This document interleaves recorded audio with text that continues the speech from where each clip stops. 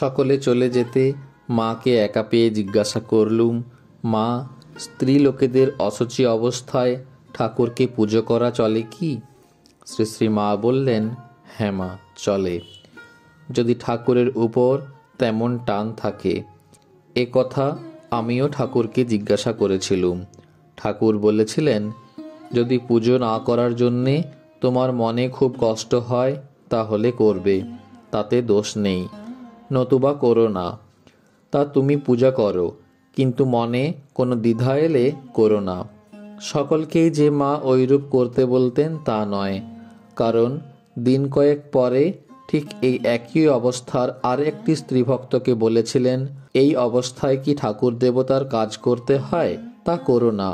ওইরূপে মা লোকের মানসিক অবস্থা দেখে কাকে কখন কি বলতেন তা অনেক সময় বুঝা দুষ্কর হয়ে পড়ে।